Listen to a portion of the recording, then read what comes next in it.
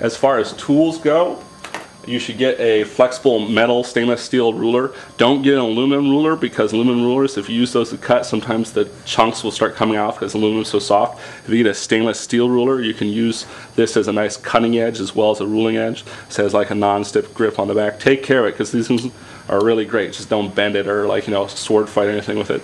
But what you want to do is make sure you get the stainless steel, because it makes a really nice cutting edge with your X-Acto blade. Wooden rulers or aluminum rulers, you start to cut and it'll start to dig in and start taking chunks out. So the stainless steel rulers do make a difference. Tape, I recommend either artist tape or drafting tape. Get a 1/2 inch or a little bit less or something.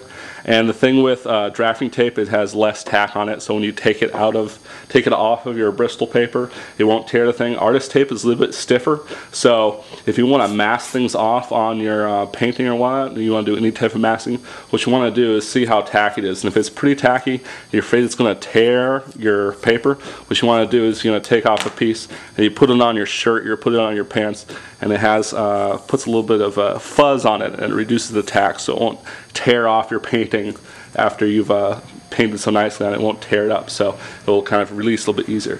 The other thing is, like, the longer that tape stays on something, the more sticky it gets, the more hardened it gets. So what you want to do is you don't want to leave tape on for more than a couple days or something, or else it will start getting really stuck. Better let just like only have it on for at most a day, because if you have it on for longer, it'll more chance it's going to tear up the paper that you put it on. So keep that in mind. Tools. I have a really dirty little X-Acto knife here. The trick is to buy a bunch of these little blades ahead of time, because there's nothing worse than running into your last blade and trying to cut something that you really need to get done, but then it's too dull to actually work because you're too cheap and you ran out of blades. So buy a big box of these blades and just remember to change them frequently, and then you'll get a good knowledge for like when to change them overall. So they're really good. Have put a little tape on it if you're going to travel around. Please don't carry this around. You're going to stab yourself in the leg or something. Put a little tape on it, or stick it into a cork or something, or as a last resort you can double end it like that so the point is stuffed into the end. But better yet, you just have a better thing to carry this in so you don't stab yourself. So X-Acto knife is very useful, so especially with cutting things with the steel edge ruler. As far as brushes go, what you're going to want to look for is, technically you're going to look for synthetic watercolor brushes. They call them watercolor brushes because they have a short handle. What you don't want to get is the really big long handled brushes, because those are for larger painting surface. Since our actual paper size is so small, we're going to be doing this kind of like, you know, at a table or at a desk or whatnot. We're going to only have enough just like as big as you would have it for a pen or something. So the trick is to get all rounds. Rounds are very useful, from like, you know, a smaller size on up to a bigger size to hit bigger areas. The thing being, you want to look for a nylon or a Taklon or synthetic brush, because we're using acrylic paint.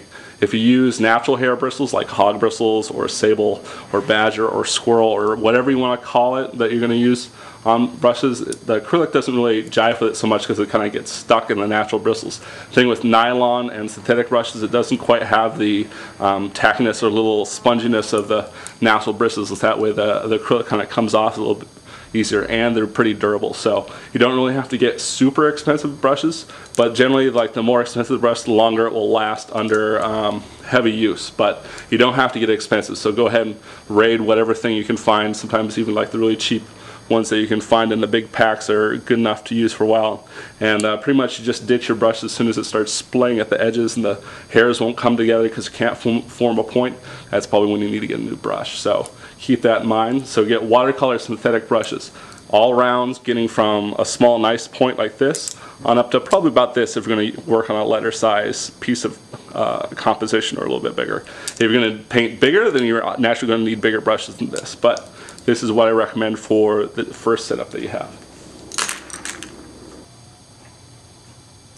Now for the most important part, the types and colors of paint that you're going to use.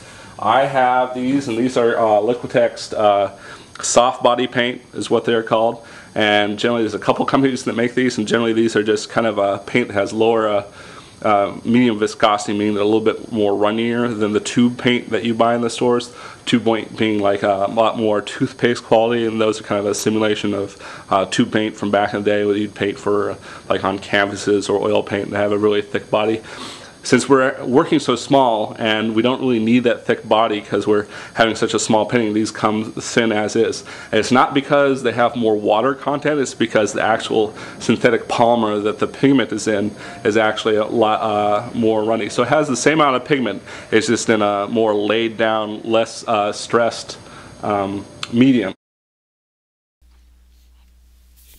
So for paint, we have a selection of 8 pigments that we are going to use, and this is a color theory set, meaning that these colors can be mixed together to make a pretty wide range of achievable colors all across the visual spectrum when it comes to reflective pigment colors. So if you notice, the actual hue pigments are broken down into 2 sets of each of the primaries. So for example, there's quinacridone magenta and naphthol red light, and those are the 2 reds, and the quinacridone is going to be the cool side or purple side of your red, and the naphthol will be your warm side or orangey side of the red.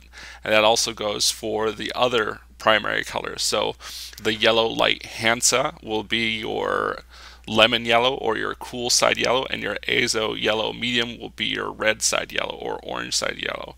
It goes for the phthalo blue and the ultramarine blue. The phthalo blue will be green direction towards yellow, and the ultramarine will be towards red, towards purple. And then there's of course carbon black, which is your basic black, and then titanium white. And you really should buy a little bit more titanium white than the rest of your colors, because this is very important for mixing with these other pigments that we have listed, because it needs the titanium white to make them opaque and to get them up to the proper full saturation for some of these really deep dark dye colors that we're using in this set. So this set should be able to make a really wide range of colors for any type of colors you want, and you can always add more later, but these mixtures are what we're going to be focusing on.